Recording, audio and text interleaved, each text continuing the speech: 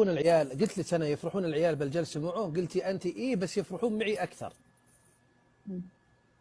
إيه بس يفرحون معي أكثر. وهذا نوع من الأنانية. لا تعلقين، لا تعلقين، بكمل كلامي، لا تعلقين. أنا أعطيتك مجال تجاوبين باللي تبينه. سألتك عن صرفه للبيت، هل هو زين ولا لا؟ إيه عادي، اللي يقدر عليه. شفتي ردك عن زوجك كيف؟ هذا واحد. هذا اثنين.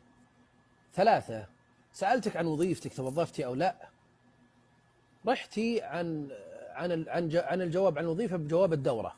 يعني ما بغيتي ترجعين لين رجعت قلت أبي الوظيفة تشتغلي ولا لا، قلتي لا، ولا قلتي إنه منعني. سألتك عن تعامل أهلك أنت مع الرجل هذا، قلتي كويسين، سمن على عسل، صح ولا لا؟ سألتك عن الجيران والتعامل معه، ذكرتي أننا ما نعرف الجيران، ولكن يبدو لي أنه هو يعرفهم وتعاملهم طيب. سألتك عن تعامل أهله معه، قلتي كويسين جدا. هالأسئلة هذه سألتك هل تطلعين معه، يطلع بكم كل أسبوع، قلتي متى ما طلبت طلعتي. يا سيدتي، النبي صلى الله عليه وسلم قال عن النساء، ولا أخصصك أنت، لا، كلام عام، إني رأيتكن أكثر أهل النار. قالوا بما يا رسول الله؟ قال تكفرن العشير. قال تكفرن العشير. ولهذا النبي صلى الله عليه وسلم حرص من كفران العشير بين الرجل والمرأة.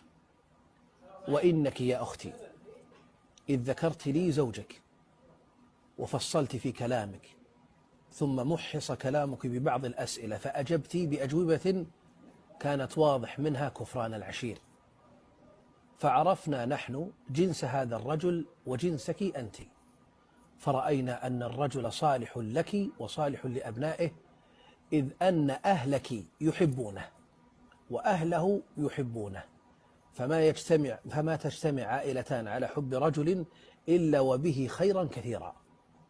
وذكرت أن هذا الرجل يخرج بك متى أردت، وذكرت أن هذا الرجل يعطيك ما أردت. ومن خلال أجوبتك أستطيع أن أقول هذا كفران للعشير. فأرى أن تروحين الحصة هم حميد وتكلمينه، وتعلمت كيف حسن التبعل إلى الرجل. واضح؟ أحسن التبعل إلى رجلك، وخلك له غلا مثل ما عطاك الله اسم غلا. وفق خير. حياك الله.